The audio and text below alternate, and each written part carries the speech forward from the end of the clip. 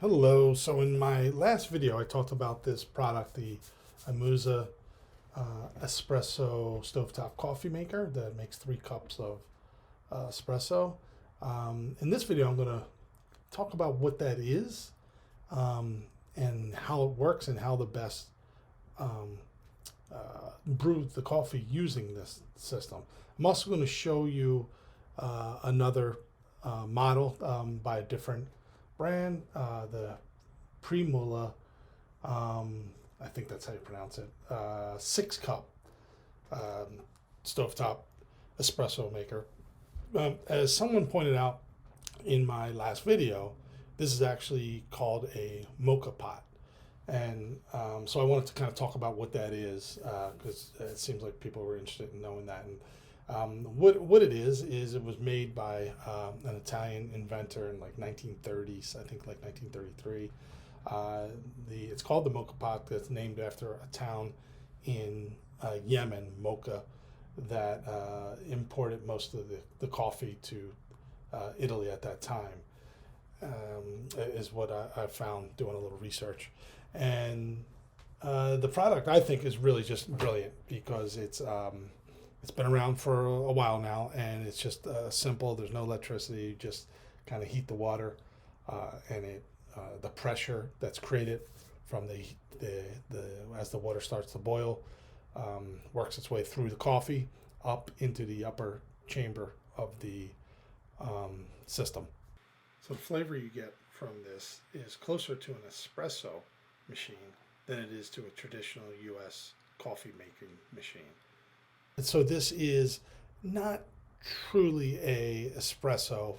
It does have kind of a espresso taste to the coffee, but it's the pressure that's created is about equivalent to 1 to 2 bars of pressure, when a true espresso maker machine would have about 9 bars, 8 to 9 bars of pressure. And so that's the difference there.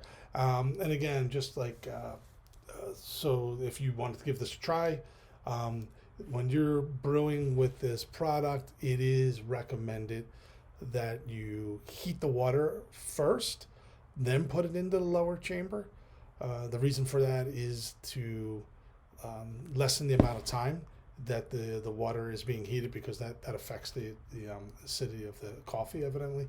And then it's real important, after you want to kind of leave that top lid open. Like, you should be looking in there, and when it's done and when it just starts to like make this gurgling sound, make sure you take it off the heat immediately, because that will also affect the taste. Some people even recommend you run cold water over the bottom of it just to get it to completely stop the heating of the bottom chamber, so that because the quicker that stops, the better your coffee is going to taste if you kind of almost stop it immediately. I have not been doing this. I've actually just been pouring the water in from my sink and then heating it up on stovetop, and I have not been pouring cold water on the bottom surface afterwards either, and it still tastes delicious to me. But I'm just letting you know that that's recommended.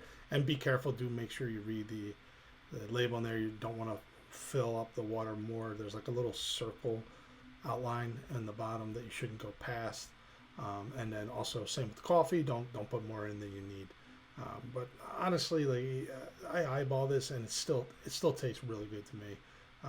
I think it's kind of hard to mess it up. Yeah.